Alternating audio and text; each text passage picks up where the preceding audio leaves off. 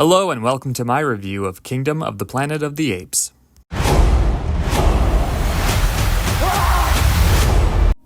Like most people, I really liked the 2010's Planet of the Apes trilogy.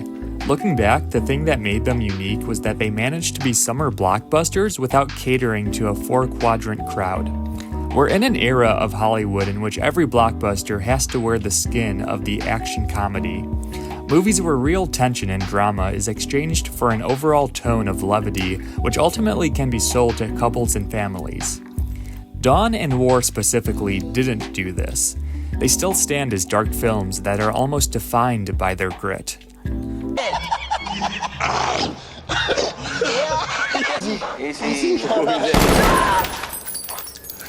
I'm happy to report that Kingdom of the Planet of the Apes manages to continue the grittiness and surrealness of Matt Reeves' films.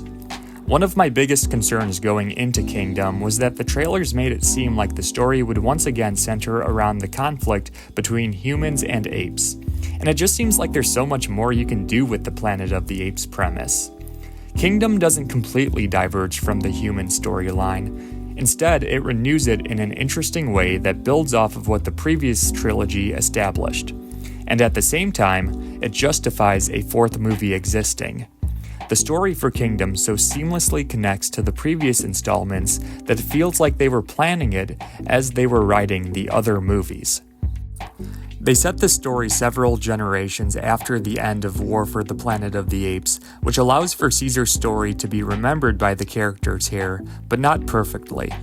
Which is really where the themes of the movie come in. The movie explores how history is remembered, rightly and wrongly sometimes, and how figures in modern times try to draw their power from past figures and events. Another impressive element of the story is that it ends promising so much more to come.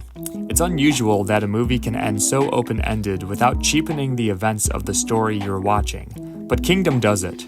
You leave the movie feeling satisfied with the story they told, while also looking forward to the places they can go from here on.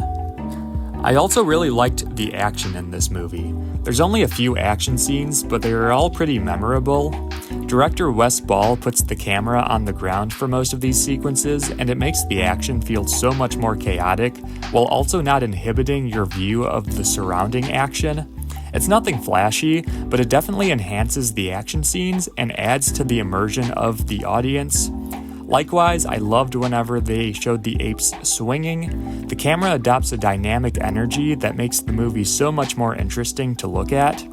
The cinematography was done by Gyula Pados, and he just seems like a guy who will work with the innovations in technology to keep making these movies looking as interesting as possible. Like I mentioned though, don't go into this expecting a non-stop action ride. In the often arbitrary action-adventure genre distinctions, Kingdom falls squarely into the adventure category. Like I said, the action is there, and it's good, but I wouldn't say it's the primary appeal of this movie.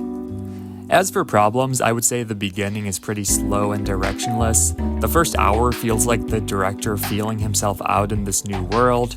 You could say it's world building, but I think you can do world building while still progressing the plot in an interesting way.